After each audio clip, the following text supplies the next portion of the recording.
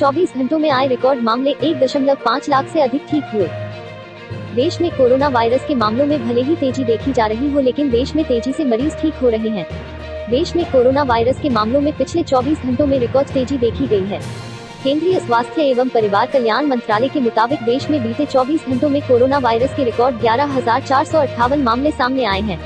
इस दौरान 386 लोगों की मौत हुई है, लेकिन देश में लोगों के स्वस्थ होने की दर बढ़कर 49.47% हो गई है।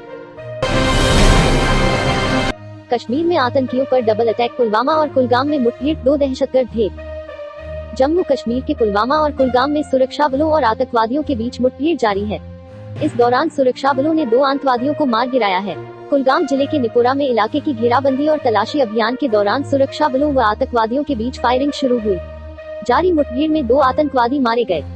कश्मीर रेंज के पुलिस महानिरीक्षक विजय कुमार ने इंडिया टुडे को बताया कि जारी अभियान में 2 आतंकवादी मारे गए हैं। उन्होंने बताया कि मारे गए आतंकवादियों की अभी पहचान नहीं हो पाई है। पहले की रिपोर्ट के अनुसार सेना और पुलिस की एक संयुक्त टीम ने निपोरा में घेराबंदी कर तलाशी अभियान शुरू किया। जैसे ही संयुक्त टीम संदिग्ध स्थान पर पहुंची तो छिपे आतंकवादियों ने उन पर गोलीबारी शुरू कर दी। इसके बाद सुरक्षा बलों ने जवाबी हमला किया। इस दौरान मुठभेड़ में सुरक्षा बलों ने 2 आतंकियों को ढेर कर दिया। सस्ते कच्चे तेल के बावजूद देश में क्यों बढ़ रही है पेट्रोल डीजल की कीमतें? फटाफट चेक करें अपने शहर के दाम। देश की सरकारी और मार्केटिंग कंपनियों HPCL, BPCL, IOC ने लगातार 7वें दिन पेट्रोल डीजल की कीमतों को बढ़ा दिया है। इस दौरान पेट्रोल 3.90 रुपये प्रति लीटर और डीजल 4.00 रुपये प्रति लीटर महंगा हो चुका है।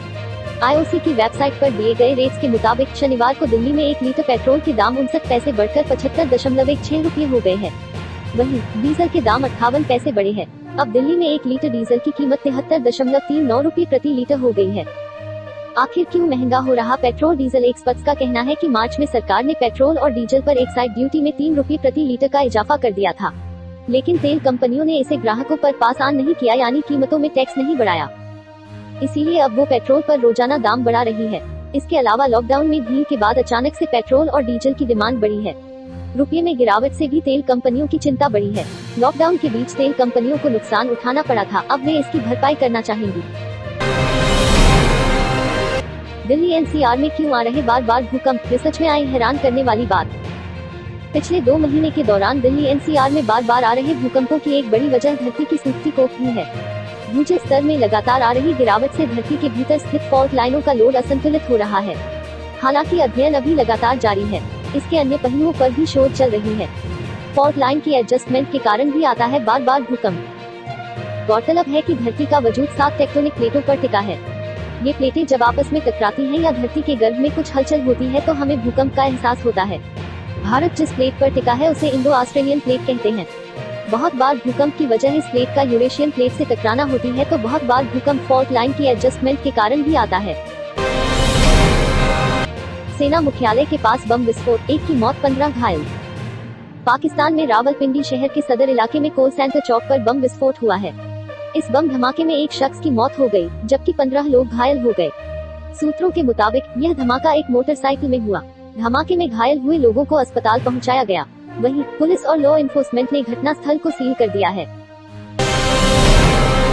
कोरोना के बीच आई खुशखबरी, पहली बार इस रिकॉर्ड स्तर पर पहुंचा देश का विदेशी मुद्रा भंडार। RBI ने दी जानकारी। भारत का विदेशी मुद्रा भंडार पहली बार $500 अरब के रिकॉर्ड स्तर पर पहुंच गया है। भारतीय रिजर्व बैंक RBI ने बताया कि 5 जून को खत्म हुए सप्ताह में विदेशी मुद्रा भंडार में $8.32 अरब का इजाफा हुआ है। इसके साथ ही यह $501.70 अरब के रिकॉर्ड स्तर पर पहुंच गया है।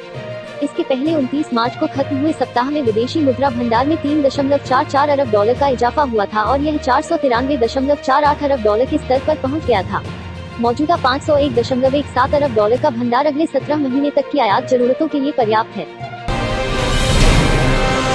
नेपाली बहू से भारतीयों की मुलाकात बनी नेपाल सीमा पर झड़प की वजह। बिहार के सीतामढ़ी के रहने वाले 45 वर्षीय लगन यादव और अन्य को शुक्रवार 12 जून को नेपाली बहू से मुलाकात भारी पड़ी, क्योंकि नेपाल सशस्त्र पुलिस बल APF के कर्मियों ने इस पर आपत्ति जताई, जिससे बाद ग्रामीणों और नेपाली सुरक्षा कर्मियों में झड़प हो गई। इस झड़प में एक व्यक्ति की मौत हो गई, जबकि 2 अन्य घायल हो गए हैं।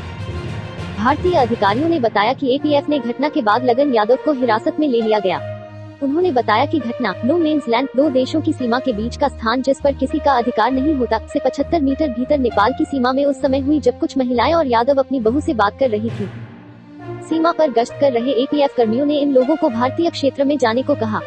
सशस्त्र सीमा बल एसएसबी के महानिदेशक कुमार राजेश चंद्रा ने बताया कि यह तकरार त्वरित आधार पर घटी स्थानीय घटना है। उल्लेखनीय है कि इसी बल के जिम्मे नेपाल से लगती 1751 किलोमीटर लंबी भारतीय सीमा की सुरक्षा की जिम्मेदारी है। स्थानीय लोगों से मिली प्राथमिक सूचना के मुताबिक नेपाली क्षेत्र में 14 जून तक लागू लॉकडाउन का उल्लंघन कराए यादव और ग्रामीणों की मौजूदगी पर एपीएफ के कर्मियों ने आपत्ति जताई और उन्हें लौटने को कहा। आरबीआई ने एक और कोऑपरेटिव बैंक पर लगाई 6 माह की रोक, ग्राहकों पर पड़ेगा बड़ा असर। भारतीय रिजर्व बैंक आरबीआई कोऑपरेटिव बैंकों के संचालन के तौर तरीकों पर सख्ती दिखा रहा है। पीएमसी बैंक के बाद लगातार देश के अलग अलग शहरों में स्थित ऐसे बैंकों पर परिचालन करने पर रोक लगा रहा है।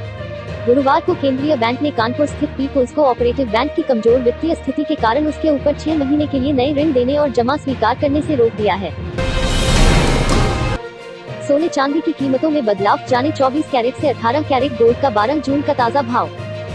पिछले 2 दिन से सोने चांदी की कीमतों में तेजी पर शुक्रवार सुबह ब्रेक लगा, लेकिन दोपहर तक यह फिर हट गया। शुक्रवार सुबह देश भर के सर्राफा बाजारों में सोने की औसत कीमत में 42 रुपये की कमी आई तो दोपहर बाद यह 94 रुपये प्रति 10 ग्राम महंगा हो गया। बुलियन मार्केट में बिना जीएसटी 24 कैरेट 10 ग्राम सोने का भाव 47,513 रुपये पर पहुंच गया। वहीं 23 कैरेट से लेकर 18 कैरेट तक के सोने के भाव में मामूली गिरावट के बाद तेजी देखने को मिली। वहीं वायदा बाजार में भी सोने चांदी के रेट में गिरावट हुई है। कोरोना जैसे संकट के समय में आप ले सकते हैं ये 5 तरह के लोन। कोरोना वायरस की वजह से हाल के समय में नौकरी और आय में अनिश्चितता को देखते हुए बैंक लोन देने में थोड़ा संकोच कर सकते हैं, क्योंकि अभी ऐसा देखा गया है कि लॉकडाउन में जॉब में छंटनी और वेतन में कटौती हो रही है। हालांकि इसके बाद भी अगर आप लोन लेने की सोच रहे हैं तो कुछ विकल्पों पर विचार कर सकते हैं।